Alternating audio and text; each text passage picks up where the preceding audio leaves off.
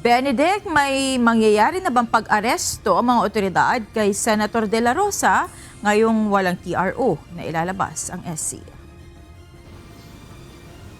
Magandang hapon, Monica. Ayon sa National Bureau of Investigation, nais muna nilang makita yung buong resolution ng Korte Suprema at dito nga nila pag-uusapan yung mga hakbang na kanilang gagawin o kung bibigyan na sila ng hudyat na arestuhin nga si Senator Ronald Bato de la Rosa.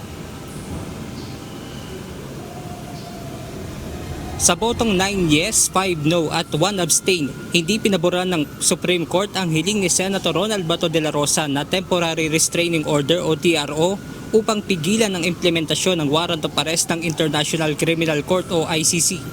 Sa mga isinumiting kahilingan ng kampo ni Senator Bato de la Rosa sa Supreme Court, nais nitong mapigilan ng Department of the Interior and Local Government o DILG, Department of Foreign Affairs o DFA, kasama rin ang Department of Justice o DOJ, Philippine National Police o PNP, National Bureau of Investigation o NBI, Bureau of Immigration at PNP Criminal Investigation and Detection Group para arestuhin siya sa bisa ng ICC Warrant of Arrest, Red Notice mula sa International Criminal Police Organization o Interpol. Nauna nang iginigiit ng kampo ng senador na nararapat na galing ang warrant of arrest mula sa local court dahil hindi naman nila kinikilala ng Pilipinas ang ICC warrant of arrest matapos itong humiwalay sa jurisdiction ng ICC noong 2019. Ayon naman sa Korte Suprema, ang naturang desisyon ay para lang sa hiling na interim relief ng kampo ni Senator De La Rosa. Nananatili namang pending sa ngayon ang main case. Samantala, nais muna ng National Bureau of Investigation na makita ang buong resolution ng Korte Suprema na nakatakdang i-upload sa May 25, araw ng Lunes. I don't want to speculate. I have to see it yet. Ayon naman kay NBI spokesperson Head Agent Palmer Malyari, sa kabila nito ay nakahanda ang kanilang mga operatiba kung ipag-uutos ang pag-aresto kay Senator Ronald Bato de la Rosa.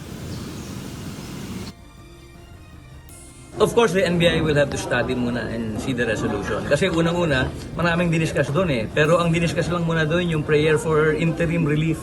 Diba? All other issues, hindi pa doon na-discuss. Kaya nga naman po dapat talaga mabasa muna natin ng ating director, ng ating mga tao dito sa NBI so that we will be able to appropriately comment and plot our courses of action. What we can guarantee to you is that patuloy naman po na nangangalap ng information ng NBI through the directive of our director para po in the event that we will be dispatched eventually to serve the warrant at hanapin si Senator Bato, alam naman po natin kung anong gagawin. Iginit din ng NBI na may umiiral ng ICC warrant of arrest laban sa senador. Nandiyan po yung kopya ng warrant, alam naman po natin na nandiyan yan. Hindi lang po NBI ang may hawak ng kopya niyan.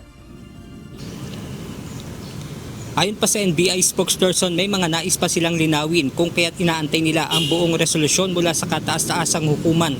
Pero sa ngayon ay wala pa nilang hudyat para arestuhin si Senator Bato. Ayon naman sa legal counsel ni Senator Bato na si Attorney Israelito Torion, hindi pa niya judgment o final ruling ang inilabas na resolusyon ng SC.